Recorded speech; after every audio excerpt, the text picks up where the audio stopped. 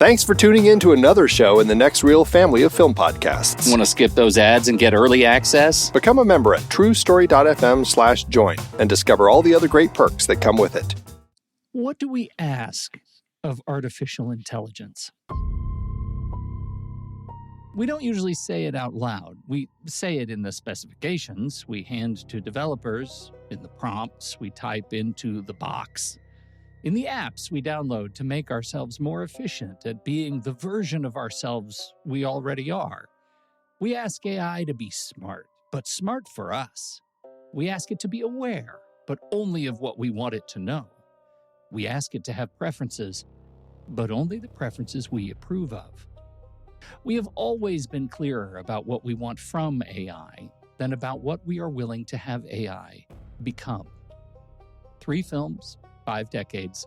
The first one came out in 1977, directed by the man who made Performance with Nicholas Roeg, starring Julie Christie at, some might say, the height of her popularity.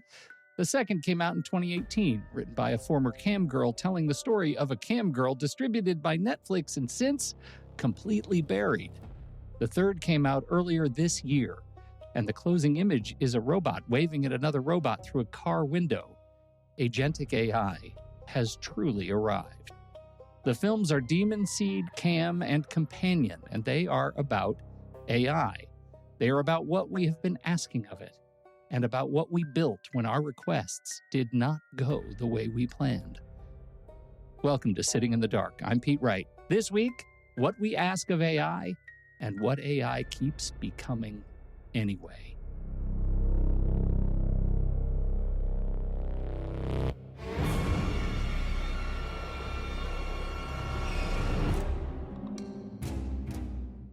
Hello, everybody. It's so good to have you all on the show. That was very serious, that opening, wasn't it? That was serious. Super serious. Today on the show, we have Chelsea set intelligence slider to 1,000 stardust. Hi, Chelsea. Hello there.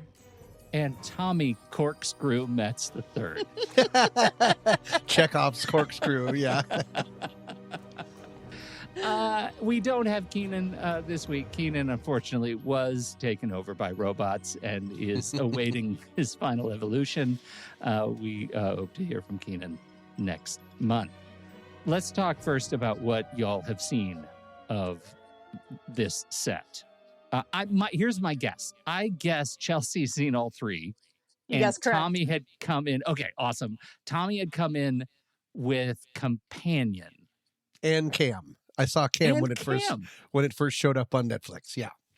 Outstanding. I'm so glad. The thing that I've been working through with this set of films, when we talk about AI, we're also really talking about synthetic women in cinema, right? We've had synthetic women in cinema since that one time a man met a real woman and stuck his foot in his mouth and freaked out and then fantasized she was a robot. I imagine that was the first time.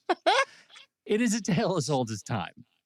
Metropolis, 1927. Stepford Wives, 1975. Hell, Blade Runner, 1982. Weird Science? Yep, we did that, 1985. Ex Machina, 2014. Her, 2013. Megan, 2022. Subservience, last year. The genre has been working through the same anxiety in the language of the same tropes for a century. So, I didn't set out to come up with a trio of movies about synthetic woman trope factory. Unfortunately, there are so many of them that it ended up kind of being that. So I'm sorry, and you're welcome.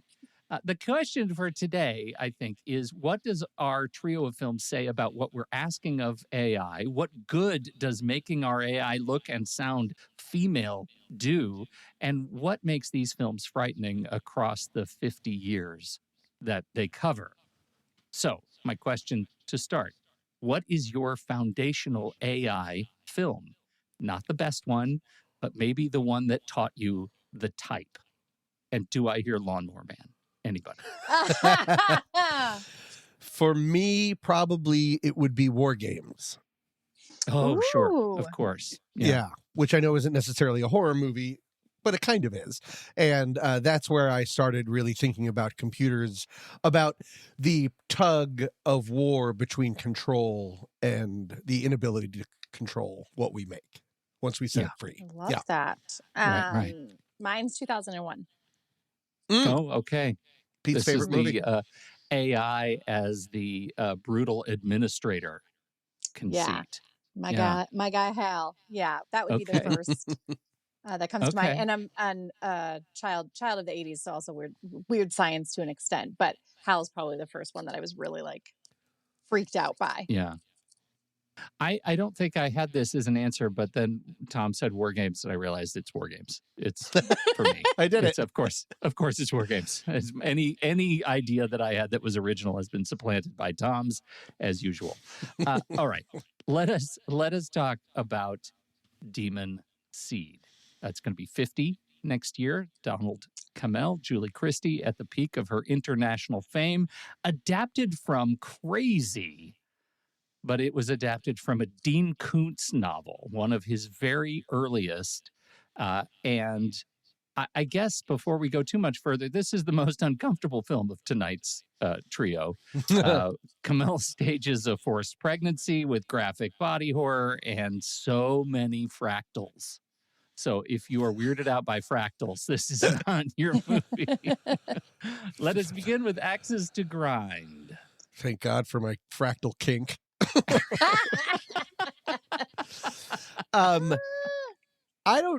This movie made me feel crazy. And I even texted that to you and you texted back. Yeah. Ha, ha, ha, ha, ha, ha. I don't think it's an axe to grind. I think it's a feature, not a bug. But I've never seen a movie that went back and forth from actually disturbing to laughably weird and goofy, not knowing that it was doing both of those things, because everyone in it plays it extremely earnestly to its at times discredit, because certain things just don't work, but they're treated just as important and as serious as everything else. And so I kept trying to write it off or put it in a box, and then the computer would say something creepy, or the hand would do something, or it would get non-consensual, and it was just like, what? It feels crazily ahead of its time also for what it's dealing with. It feels like the late 70s were more of a Wild West. And I spent most of the movie being like, why is it called Demon Seed? I figured it out, but for a while not I till was the like, very end. yeah, I was like, why is this what this is called? Yeah, I actually saw this movie for the first time last year, and so I rewatched it for this, and I think I love this movie. Yeah. It's really ticking a lot of boxes for me. So I think that's one of the things I'm drawn to it. Even the second watch, again, like you were saying, it's so ahead of its time. I think that's what freaked me out the first time I saw it. Very timely. I was like, oh, this is where things are probably going. It also does there's such incredible effects in this movie that are just not talked about. And Garrett Graham is in this movie, who I love. But I think if I have to pick one thing, like this time watching, really trying to think about that, I kind of didn't need the Amy character, the kid. I kind of don't know what that gained us aside from like giving us an insight into like Susan's life, Julie Harris's life. But I kind of could have done a little bit without that. I think the runtime of this movie is pretty tight, but that was something where it doesn't really serve us too much, aside from trying to trick her to think that the kid is in peril. Is she not? We never really know what's going on outside once she's trapped inside. But that was the only thing I was like, I don't know if that little thread is serving me. I want to stay. I like the claustrophobia within this house. Mm-hmm. That's if I really have to pick something. Again, I don't mind it, but it's something I was like, I don't know how much I care about this kid. Like, not to be a dick, but sure. My legitimate axe would be that the rules are unclear. Yeah, it keeps changing the rules, and then all of a sudden it becomes an obelisk creature. And I like it for it to be so much about rationality, and this is what I can do, and then to become a spinning demon diamond that can like crush people and take that off destroys their heads. the house. Like, okay, yes. yeah, very squishy, very squishy. Yeah. Yeah. Yeah. Yeah. I don't know where its material comes from. Right. Right. There's a piece of like, how are you being you, Alexa, Siri? How are you doing that? There are pieces of this that are legitimately fantastic. When she is asking for her coffee in the morning, and it shows up in a hole in the wall on a silver tray with a hand robot arm. That the hands are really incredible. There are hands everywhere in the movie, and I think it's fascinating to me. And when you think of, 2001 was about 10 years before this one, so 68, this was 77. Westworld was 73. Robots Run Amok. Colossus, the Forbin project, was a few years before that. That was 1970, which was essentially war games. Giant computer in a mountain that discovers Russia has a giant computer in a mountain, and they collude to take over humanity. Yeah. It's not. I mean, it's not hopeful. No mountain computers. But this one, what's interesting about this one to me is that it's the first one that says, you know what, we're going to be an air-gapped horror, right? This is not a server that's going to expand and take over the world because it's connected to everything. This is a thing that's going to take over the house because it wants to take over everything, but it has to do it by way of becoming alive, by developing agency.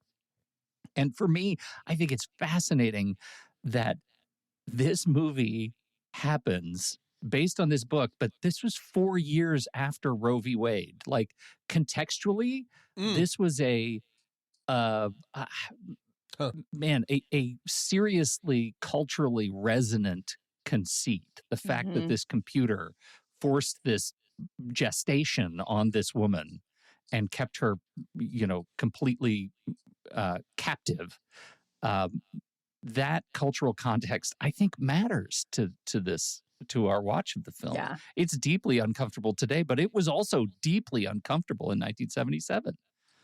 He says, knowing that he was 6 years old in 1977. When you look at the automated house, the architecture of this house is doing a ton of thematic work, I think, that dialogue is not. So I'm curious how you both interpret the geography of the house, right? What is it borrowing from movies like Rosemary's Baby, right? Where how is it using the geography of the house to tell this story in a way that is legitimately scary for you guys, if at all? Well, I think for me, it was what technology is living in what room, that they're kind of like planting those seeds earlier in the movie, showing like the basement, and Joshua's in the basement, and then Alfred is kind of ever present and doing things in the kitchen, and then we have stuff going on in the bedroom, and then what room isn't there anything happening?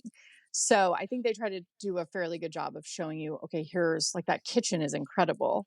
Yeah. But where is there a safe space without any of this? And there's not. And again, that is so relevant to today. And we have like the Alfred character, which is our now Alexa. But there is no place to really escape this. Even I think in the bathroom was there a camera or something, like they could see, and there's cameras everywhere. And when she's looking at herself in the mirror. Yeah, it's like, watching. It's watching, yeah. There's no safe place in this. I was like, who's installing all these things? Like her husband. I got a lot of beef with this husband. Yeah. Who's responsible for everything happening. But yeah, that's how what I liked about how the architecture is laid out in an unassuming house from the outside. Nowadays it'd be some like brutalist, or think of like Ex Machina or whatever, like those houses. Right. That's how I think they would do it today, as opposed to this sort of unassuming house in suburbia adjacent. It was interesting to see how far ahead, I guess, Dean Koontz or the writers of the script were, or guessing about how far robotics in the house can be used, but then also not like, still like serving things on hands, and just having like a disembodied hand on a wheelchair, like run around, and having like eyes, like Wall-E eyes. You don't need we've had a long-standing debate about how I get angry at robots that don't need like don't need things. Like a robot doesn't need a holster because it doesn't have pants, like it doesn't need a belt, like, and so there are certain things, and it was really like the movable see-through where all of the food is really interesting, and then he opens up a cabinet and takes out the world's biggest floppy disk, and I'm like, oh right. We can only go so far. I think that's really fascinating. The voice is outstanding. The voice of Proteus is the best. Is the best part, I think, of the movie, and that's the part that kept me pulling me back in, Godfather style. When I'd be like, when the lead scientist, the husband,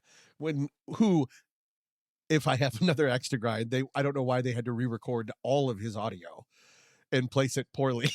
He's so not being mic'd in the scene. And then there's just weird, like Proteus is like, I think I want my own terminal. And he's like, oh, Proteus. Yes. Oh, Proteus. Like it's so campy at times and doesn't seem to know that it is, but that's kind of a part of its charm. And it really disarms you. I'm sorry, I'm a little scattered, but it also disarms you because you lean into the goofy, and then all of a sudden a mechanical arm is like cutting her dress up the middle. While she's being tied down. There's a lot of tied down scenes, and that's just rough. Yeah. So it's really disarming in that kind of way. It wastes no time, this movie. No. We're right at the start. Boom. Here's what's going on. Here's what we're trying to do. And she's locked in the house. Like, it's so fast. Yeah, this is interesting because I think Alex, he is sort of he's not the villain. He is the architect of this thing. And he's only sort of the villain by abdication, right? Why does he create this thing and leave for a long time? He just leaves the house alone. I never figured out why. I know he was at work, but I didn't understand. There was a lot of talk all of a sudden about, what am I going to do without you? Don't leave because me. they were divorcing, right? They were estranged, and she gets the house. The fact that she gets the house is an extraordinary sort of, I guess maybe that's my axe to grind. Like the entire setup feels to me like he put a ton of technology in this house. It is his living experiment, and he leaves it to her, and she doesn't want it. Right? Mm-hmm. That as a conceit for, a vision of AI where we're having, that's why one of the reasons this movie is so prescient, because we're having AI shoved down our throats around every single corner. It is filling in the space around our human lives in a way that I think this movie saw coming, just the way it fills in the life around her and eventually takes over her life. Because it doesn't. Are you familiar with the paperclip, the AI paperclip maxim? Right? Mm-hmm. No. So the paperclip problem says around AI is a thought experiment that says, "Hey, you ask AI, I'm out of paperclips. I need you to go make some paperclips for me." And AI says, "Okay, I'm going to make paperclips for you," and it makes all the paperclips you could want, but it runs out of raw material for its paperclips. So it starts using things to make paperclips by taking other things that we actually need apart in order to make the metal to create more paperclips. And eventually it realizes, oh, you know what humans are made of? They're made of things like raw materials for paperclips. Eventually, because we gave it this prompt, go make paperclips, it destroys humanity. So a paperclip leads to the destruction of the world. And that thought experiment is the thing that leads to so much of the terror around AI. Now, the reality is, as always, nuanced and much more complicated than that simple thought experiment. But that's what we see here. We see an AI that was given a role to do all the things we're asking AI to do today: cure cancer, right? Solve our medical mysteries. And in doing so, it fills in every single air gap between humanity and its drive to learn. And I think that's one of the things that makes this movie, again, so prescient and so terrifying. Well, it's also complicated because Proteus is not great, but also Proteus is trying to save us. Proteus Mhm. wants a child because it can't do what it wants to do, which is stop getting all of the metals from the ocean. So unlike a computer that just wants more and more and more control, it's trying to force us to not kill ourselves, which Yeah. feels like it's almost too much movie. Like there's 2 to 3 movies going on here. Mm-hmm. But maybe that, but I kind of like the uncomfortability of that. Yeah. I think that's one of the little gems of this wacko movie is that when you sit down to look at what Alex and Proteus are trying to accomplish, it absolutely becomes the existential crisis of the 21st century. And AI needs a body. The horror is what it does to get one. And that becomes so. I guess for you guys as filmmakers, does a movie like this script hits your desk? Does this movie get made in 2026? I don't know. I think I would say yes because of all the things we've like again with something that just came out when Companion came out last year. Like I think this is still very much this has been coming around now. We're seeing even more movies with this. I think yes, but told a little bit differently. But I could see a world where like Ex Machina going in this direction, or like a world where someone tried to make that if they tried to make that now, like kind of doing that. I say yes, I could see this, or someone trying to remake this today. Mm-hmm. This would be a fun one to remake, but I know that it would be sanded down. For in sure. that, like the complication of it's trying to save us, but it's also raping people Yeah. and making metal things. I feel like the studio system would insist, kind of like that John Cho AI movie that came out last year. Like it'll just go one direction. Mm-hmm. It'll be Yep. Totally. like you'll see like a bug fall in some circuitry, and then it'll just make the robot into an insane robot that just wants to kill people, which wouldn't be as interesting, but would be less insane. I think you bring up a really good point because when you look at movies like Ex Machina and Companion, obviously we're going to talk about it. Both of those movies involve synthetic women as victims, right? This is the only movie that I've seen in this space that involves the synthetic entity literally raping a real woman. And that is the difference in context, right? That's the thing that I think that's the sort of violence that this movie just does. That I think I wonder if anybody would be sort of audacious enough to actually remake in this way. Yeah. That is a very interesting and violent and difficult part of this film. Yeah. That it gets away with this. And maybe part of it is that it gets away with it because you're sitting there thinking, how stupid is that robot look right now? And that's distracting enough. Yeah. But I wonder if this concept is commercially viable now. Well, yeah. Also, circling back on what you said earlier in terms of choice, the question of choice of it all, and at the time when this movie was made, thinking about she doesn't have, there are no choices. Everything is foisted upon Susan in this movie. The house she has to keep, well, she could sell it, but she's like stuck there for now. Yep. The Proteus is making all these decisions. She's like threatening to kill herself, but can't because also self-preservation. And how all of that just is so intricately woven within this story. And then obviously at the very end, the decision they're trying to make, and also Alex realizing what could this do, and they seem conflicted as to what to do when before Susan knew what she was going to do. It's really fascinating to me, the choices that are made or are not made within this movie, and what you were saying about AI being foisted upon us, which everyone is talking about right now, that it's just there is no choice. It's like, this is life now, figure out how to live with it. Right. And I do agree with you about nowadays. I don't know if the rape scene would be able to be just like the entity can't really be made. I don't know if that can be made today, or if it is. I mean, both of those movies are made by men, so if it's handled differently under a different director too, who knows? But it's a very different conversation now than it was then. Final comments on this one, or shall we move into a film written by someone who maybe could get away with rewriting a movie like Demon Seed? Oh, one thing. Correct me if I'm wrong, but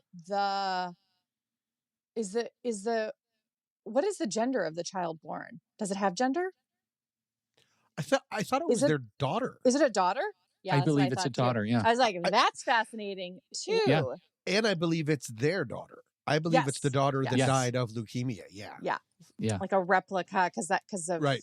can sort of see what's in her mind. I thought that choice was fascinating because so much in this kind of cinema, it's like, oh, we have to have a boy, whether it's The Omen, things like that. It's Sure. got to be a boy. And it's like, Yeah. oh, it's a girl, mother.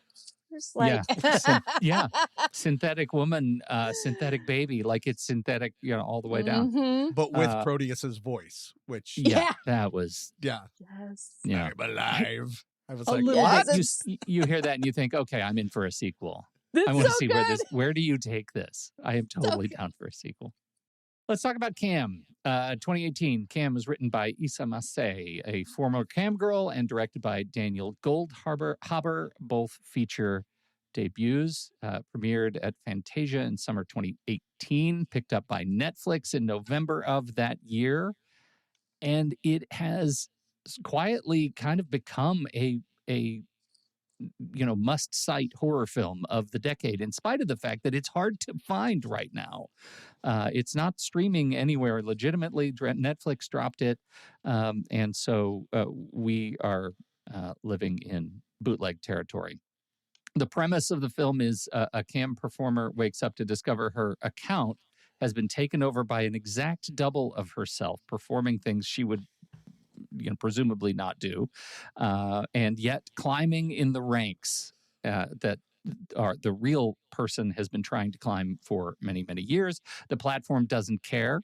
The platform is completely reality agnostic, and it just notices that one is more popular. Now, I will say at jump, this one is the most squishy of my AI conceit, because Issa has never actually confirmed what the entity is. The entity could be some sort of a spiritual manifestation, could be some, exotic ethereal monster.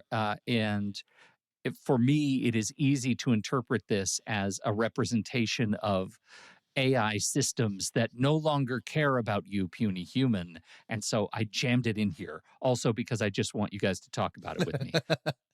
I think it's fair because they do, what's his name does say, it's, you feed it and feed it and feed it and it builds and builds and builds. He pretty much explains it it's very easy to take it as AI. That's actually if I had one very slight, because I really love this movie. I think it's incredibly brave for the writer and actress and director, everybody.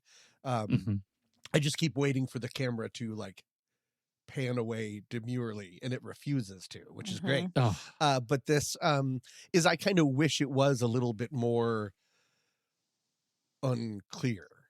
I wish it was a little bit more supernatural based, or just sort of a little artsy of this is what it's like when you live your life online, that you can be just sort of more of a abstract discussion about online versus offline, what is real, what isn't, and what the climb to fame in this kind of business is.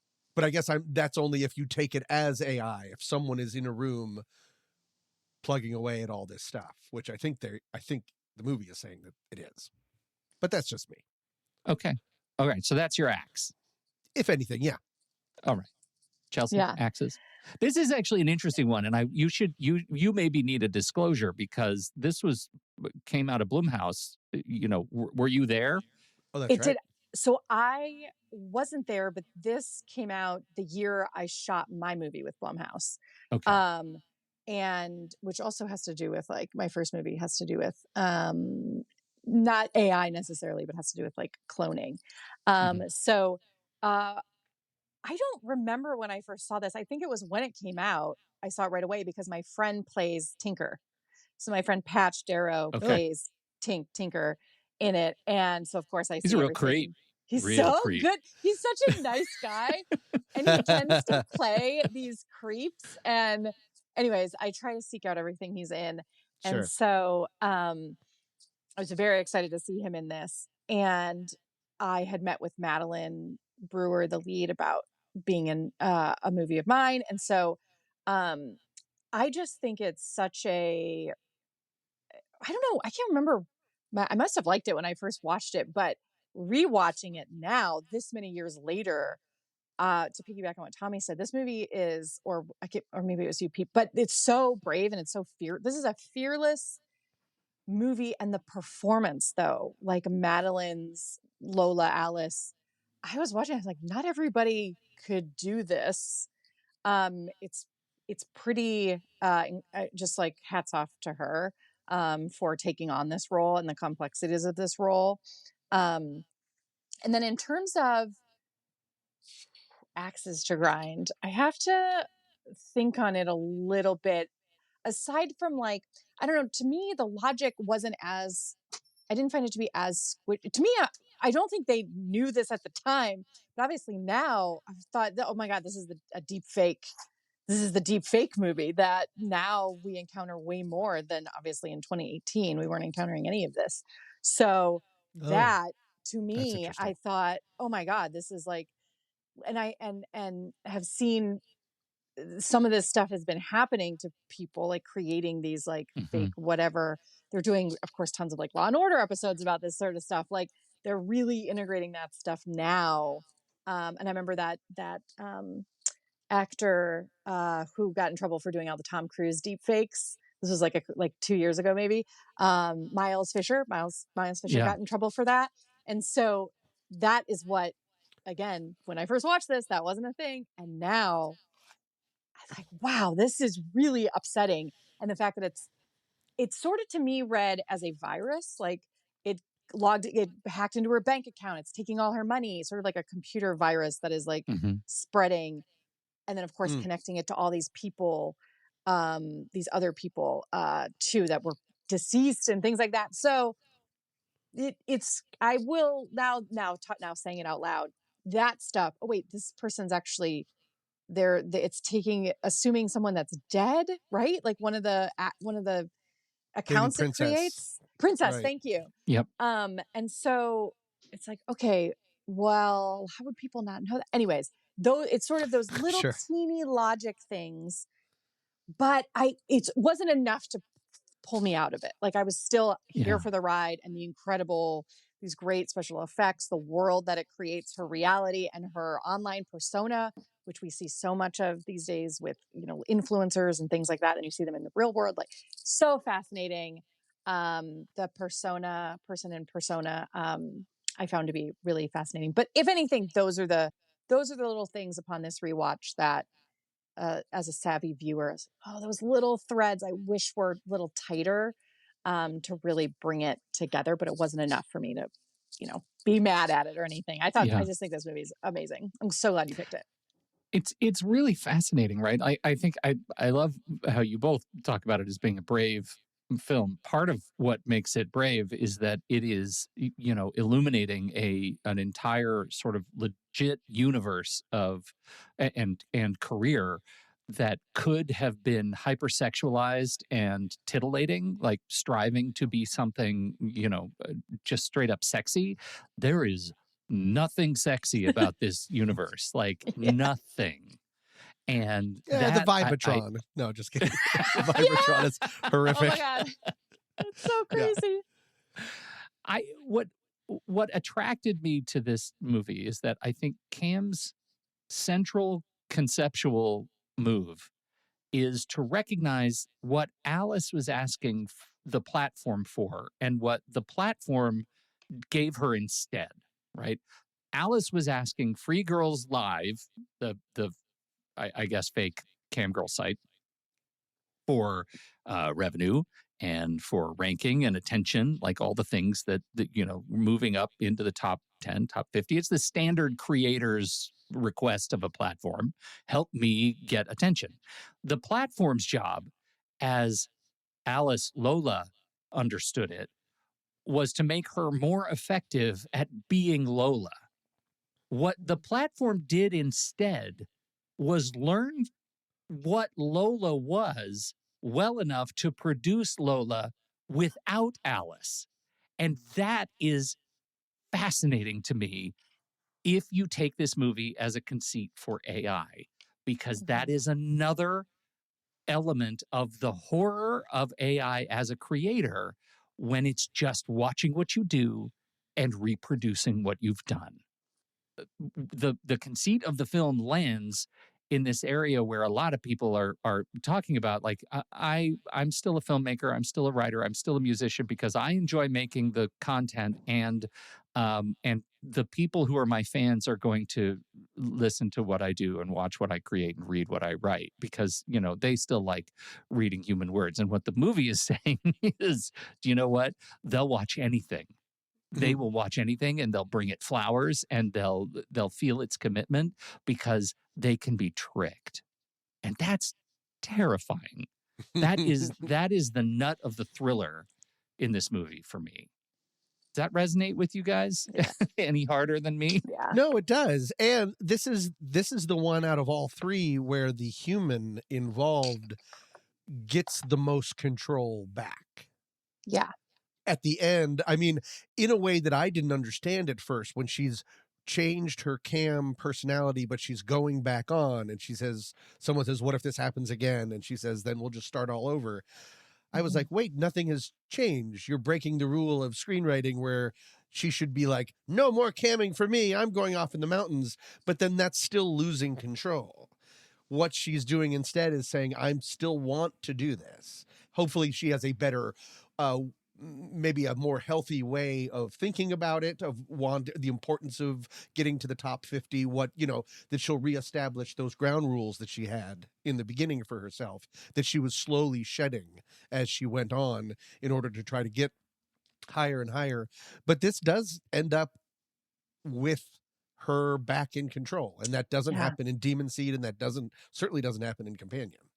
It's a queasy-ish kind of control, but it is the best type of control. And if she ran off to live in the mountains, like, that's a dumb example, but that means that she would have given up all of control, that the computers won, which is interesting.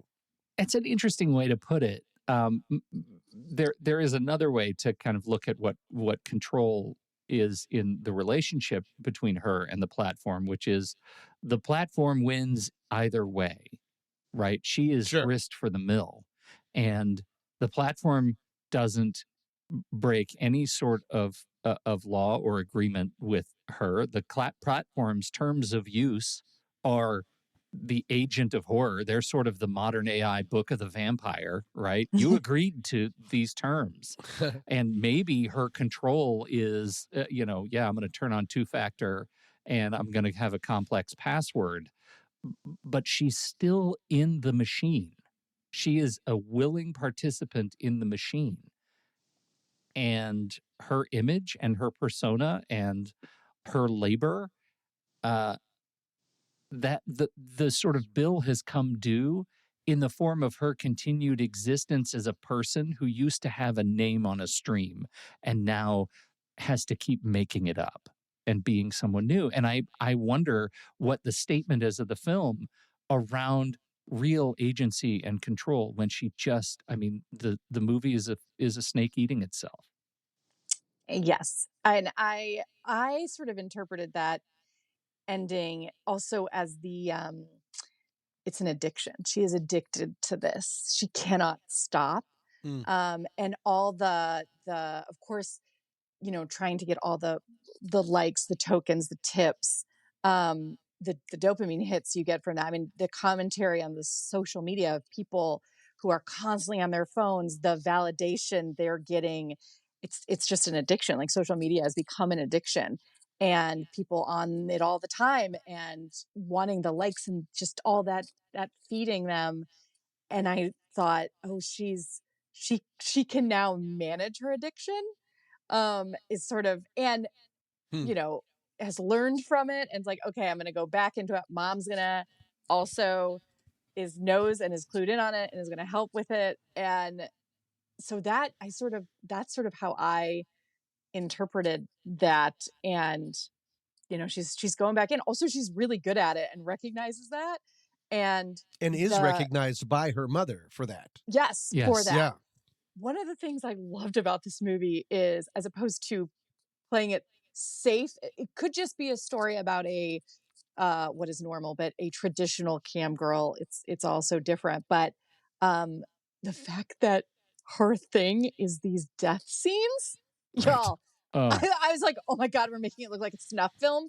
Here for that. yeah. That is insane. And just kidding. A certain kind of person is watching that. And of course, they're like, use a knife, use a this, use a that. Like, she's getting a very specific audience that is really wild to me. And then it's questioning you as the voyeur in this situation, seeing that, which is more of the snaky, more the Ouroboros of it all. But that was sort of my interpretation of that sort of ending. It's like, yeah, I'm going in, but I'm stronger. I know I need to keep doing this, but I'm stronger because of what I just went through. And is there to, now she can navigate it for anybody. If this happens to somebody else, she can help them crack the code. Or maybe it's just learning from her, and maybe it won't be so successful next time. And the other big change is that she's not hiding it from her family. In part, Yes. she can't. But to be accepted by that seems like a big step forward. Yeah. It is one of the most optimistic takes in the film, that it treats camming as a career, as a profession. Like, part of that framing is that, she's not the innocent victim trope that we get with sex work in a lot of films, that she is competent, she's professional, she has rules, she has strategic intelligence, and when she is knocked down, she gets back up again, because it's her career. She doesn't quit doing it because that's the work she does, and she is good at it. And people who do work that they are good at tend to stay in the business. Yep. Sex work is work. Sex work is work. And I think that is a really interesting, just sort of ideological worldview that is fresh. And the fact that we're using it in horror, it doesn't, I think, take away from that, right? The movie ends on that same optimistic view of sex work as work that I think is pretty powerful. We shall transition to Companion. So if Cam's doppelganger, we didn't mention that. That's what it is called, the familiar term. It glitches when Alice forces the system into a contradiction.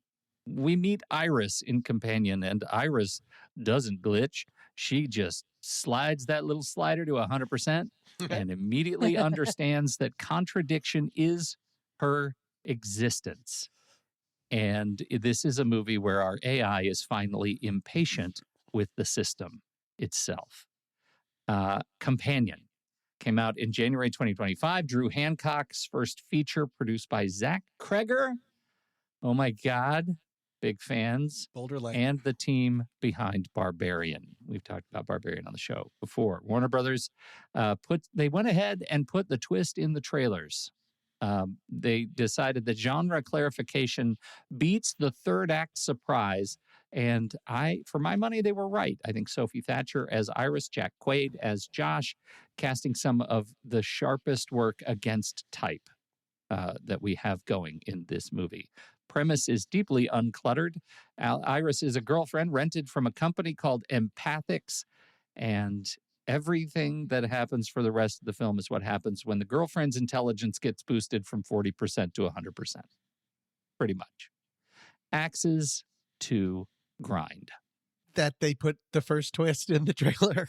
I wish it wasn't that way. It does make it fun, because one of my favorite things in scripts, especially horror movies, is real intentional writing, that you're putting clues, not clues, in like totemic lines, that it's not like going to give it away, but then upon second watch, you're like, oh, interesting. There's just so many, of course, there's beep boop, there's Iris, you can't lie to me. Not, you can't lie to me, you can't lie. Remember to smile and act happy. The moment we locked eyes, something inside of me just clicked into place. There's so much robotic language way before and way before about Lucas Cage. Is that actor's name? The himbo, the guy the other one, which that twist does work. I didn't see that Very coming when well. I saw that. I just love all of that, and I guess I wish I could have seen it not knowing that the first time, to have the rug pulled out.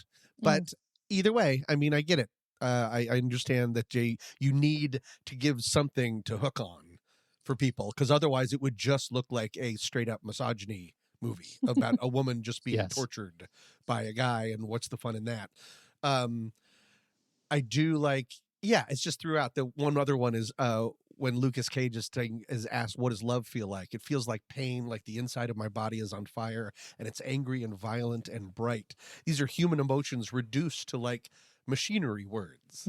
There's no word like longing. There's no word like emotional overload. Well, actually, emotional overload would be perfect. It would be.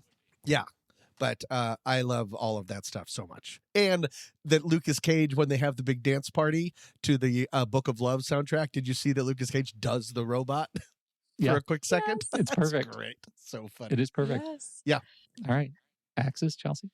I don't really have much. I love the Lucas Cage reveal. I also love the reveal of sort of what Kat and Josh have planned. So she's not just a robot, but she's been modified. There's another robot. There's also the two humans are in cahoots against Sergei. But a lot of times that wouldn't always work, and I do think it works here.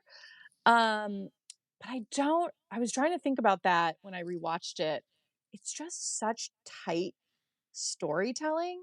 Like Drew Hancock really, there's a reason that this movie works so well, is I think they're really trying to iron out any issues there. So none at the moment. I'm really trying to think of one. Okay. But the rules feel like pretty clear. Like, there's nothing really that comes to mind offhand. Maybe as we talk, there'll be something we're like, oh yeah, that thing. I hate that one thing right there. I think I'm with you all. I am really on the fence about the marketing reveal, right? As commercial strategy. And yet, watching it again, the all of the little trigger phrases are so obvious from very early in the movie. Like, it's really calling its shot that you're with it. This is a robot girlfriend. And I can see making the case that the real twist is that there are so many robot girlfriends and boyfriends in the world and the universe. This is not an unusual thing. The Kat's line, I thought, was maybe the most triggering. It was like, I don't hate her. I hate her for what she is. I hate what she is, right? Like that is just such a Babe Ruth calling his shot kind of a sequence. And I was legitimately surprised when we got Patrick go to sleep. Legitimately surprised. That almost made up for the fact that I felt like I knew where the movie was going from the beginning. One of the interesting things about the film is that the sort of A-B story, I don't know, I was kind of exhilarated by trying to figure out what I need to pay more attention to. Do I pay more attention to the fact that Kat is in this relationship with this really smarmy guy, oligarch, or the fact that there is this that robot girlfriends and boyfriends exist, and I don't know where to pay attention, and that's exhilarating, right? That is a really fun and efficient way to make this movie. All right, Jack Quaid. Jack Quaid gets the nice guy speech. What do we think of Jack Quaid's nice guy speech in the context of what AI delivers in this movie? Well, slightly apart from AI, it reminded me of Assassination Nation. I'm a good guy. I'm decent. That entire town screaming, we're good people. This world is rigged against people like me. I mean, now we have incel language to put that on. But this is a world where incels aren't incels anymore. They don't because they have be. sex robots. Right. So even that, like, everything goes to them. Then nothing is rigged against him. the last thing that could be rigged against an incel has now been taken away. Also, like, I love The Boys. I love seeing Jack Quaid in a villain role because to me, Mhm. he's a villain from the start. Like, there's like no. I also should say I never saw the trailer for this movie, so like Oh, wow. I never had it. I will say when we walked into the theater and started watching, I was like, she's a robot. Like, not even like I knew Oh, immediately. so you guys both knew that. See, I was assuming I wouldn't know that had I not known that.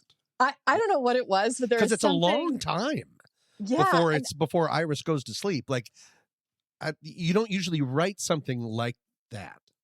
yeah, there's something specifically that happened. Maybe it's when she talks to the car that I was like, that's not. Or maybe it's because I watched so much of. Maybe because I love Data on Star Trek. I don't know, but He keeps calling her Beep Boop. That was Beep- yeah. Is it Beep Boop? uh, And yeah. that one part on the car ride when she's eating batteries, I guess that's sort of a tell. That's what robots do, right? Just like blueberries. But I feel like, and he says all that stuff to convince himself, but he's a villain from the start. I mean, it's all revealed, of course, and when he's burning her hand and like this guy is nasty. So it's like Mhm. we don't really fully see it. And yeah, I was like, I don't buy it, Jack Quaid, but he does such a good job. I love a villain era Jack Quaid. Yeah, it is. I do too. Although he's got audience goodwill from The Boys, Yeah. for sure. Although it's fading in later seasons, he's got an arc. Yes. He is a guy who's just Dennis Quaid handsome enough that he's got that punchable face, right? Like it's like I know this guy, and in this movie he's really leaning heavily into it, where he's just convinced himself that he is okay in this universe. And it reminds me, it takes me back to like Get Out, Allison Williams reveal, right? Great comparison. And, Promising Young Woman, The Invitation. Like there are movies in this list of those kinds of character reveals that I think this belongs in that conversation. I mean, this is a fantastic addition to this. If we put this in the AI conversation in the lineage of films like Ex Machina and Her, and even Subservience from last year, Companion feels like it's very much in conversation with those movies. Where do you see this sort of adaptation of the AI girlfriend against those movies? Because this movie seems to really revel in weaponizing intelligence of AI, where you have a movie that's telling essentially the same story in Her, and we live in a place that sort of finds its exuberance in a relationship that can be built with an AI and not weaponized. Did you have any of that sort of relationship with these movies? I think it depends on who the so-called protagonist is. I mean, there are people that scream at their Alexas. There are people that that got into AI way too fast and therefore have robbed any kind of emotion out of it. And so what do we want? Do we want service if it's just a way to control? Again, control. That's what this movie is about. It because Her, and you're talking about the Spike Jonze Her, right? Mm-hmm. Yeah, Mm-hmm. I mean, he is like an actual nice guy. He's suffering. He needs that kind of companionship. Whereas it depends on who these other people are, on whether or not they would go in maliciously. I think I just described the word character. Never mind, Chelsea. I mean, but I think, Oscar Isaac there's maliciousness to him in Ex Machina, and essentially that movie, like Companion, exists because of that movie, and so Ex Machina is just taking that concept and putting it out into the world of, we're going to have these anyone can have one of these robots, whereas Ex Machina is like we're now generating these and seeing what they could do. Companion feels like the next step to that, but there's definitely that one is nefarious, and in this, not everyone, like I don't think Harvey Guillen's Eli, that character, I don't think there's a nefariousness to him. Also, Lucas Gage's Patrick claims he knew he's like, I know I'm a robot. I've Right. always known I'm a robot. Because I'm not an idiot. I'm an older model, so I know. Which I was like, oh, that's fascinating. That was an interesting moment in the movie too, that he is aware of it. That gets to something that I think is really important that this movie allows us to use again as a thought experiment, which is, one, are we using AI, the sexbot version of AI, as a way to, get our quick dopamine hit and use it to experience human chemical exuberance that we are incapable of doing with another human for one reason or another, versus Patrick and Eli having what the film is presenting as an authentic human relationship between these two different species, right? This is are we allowed to be a human and have a rich, meaningful, fulfilling relationship with an AI? That's what Eli and Patrick promise us, that is possible. Yes. It's also like, what if how do we domesticate Pris from Blade Runner? That is sort of what it reminded me of. Because, Pris is a freak. I mean, we're not talking about Blade Runner, but is free in that sense and does sex work. And but it's what if how do we again domesticate this wild creature, and what can that do for us? But there always feels like something nefarious below the surface, no matter what. Ugh. For the people who own them, who have them. Yeah. That's what I was trying to get at and absolutely failed to. So you said it better. But I think the answer is in the name of the company of Companion, Empathics. But it's not about the robots being empathic. It's how empathetic are you to seeing this other creation as something that should be respected or as a tool. Oscar Isaac's sees it as purely machinery. There's no, and you see that through all the clips of keeping all of these different models of women, making them do this stuff. Jack Quaid, the movie starts with, he has clearly put her, you find out later, to sleep. So probably he's not bothered by her on the car ride, because the movie starts with, Iris, wake up. You just think that he's like, hey, nudging her, but he's not. He put her to sleep. Yeah. So it's going into it, I think, seeing it as, am I going to pretend this is a human like Eli and really try to have those empathetic feelings, or is this just a tool service? There's a vision of what kind of control you want to have.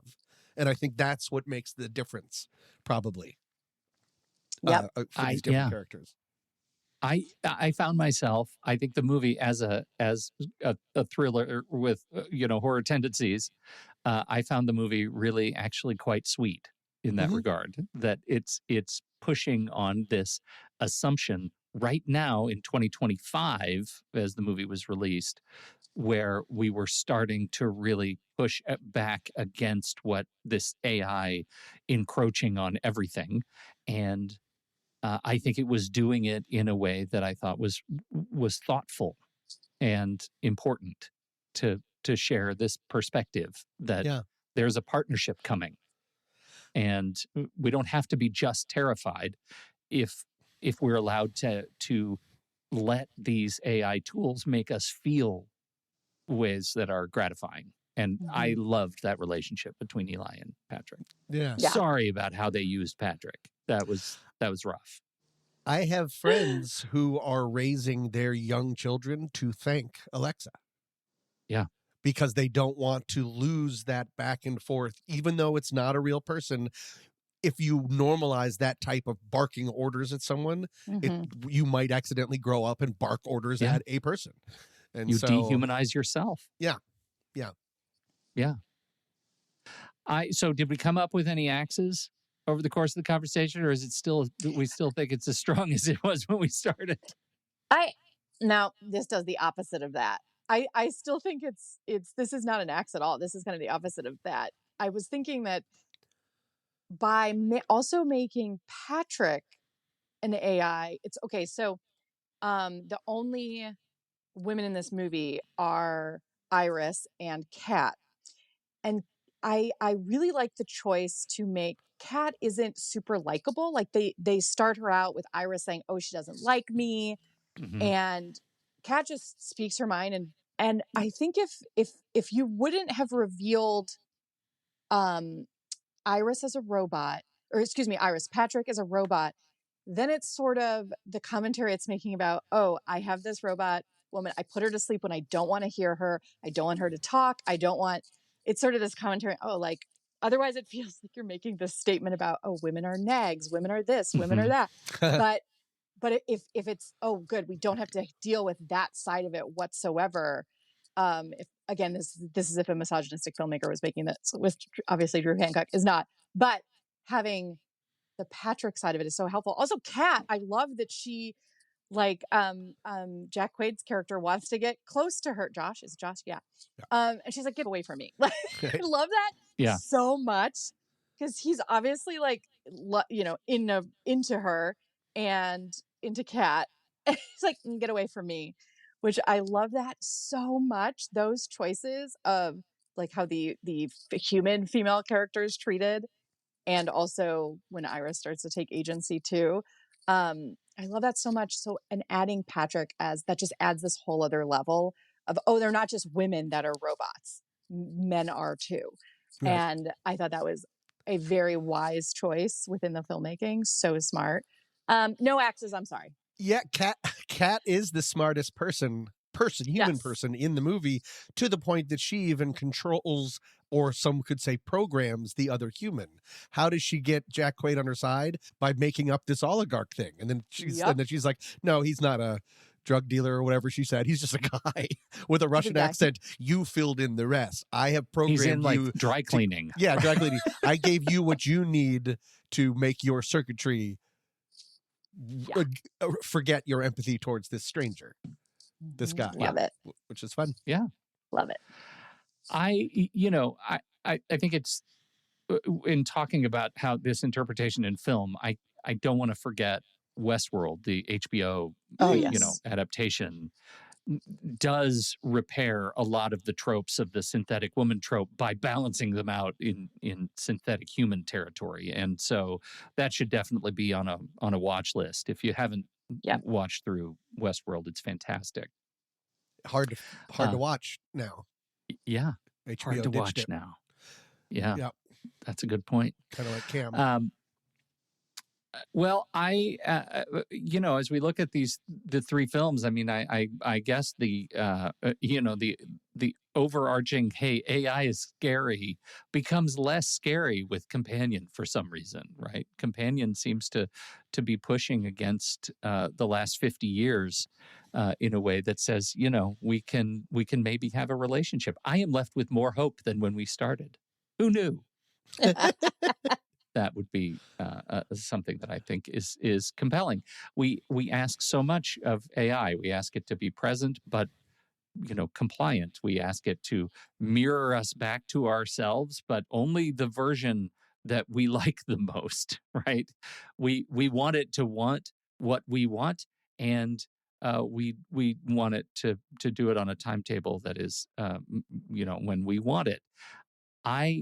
I had a really good time looking at this, at all of these films and the last 50 years of what cinema is telling us, through the context of these creatures, right? Proteus asking to be born, Lola asking just to keep her identity, Iris asking to drive away with the money, which is maybe a representation of the thing we are most terrified of with AI, that it will take our agency and our money and drive off into the sunset and not care a lick. We didn't put Ex Machina on this, but that's the same ending we get out of Ex Machina is the one we get here. We have the robot looking back at the puny human and choosing to leave him there. And there we are. Final comments, final thoughts? How'd you do?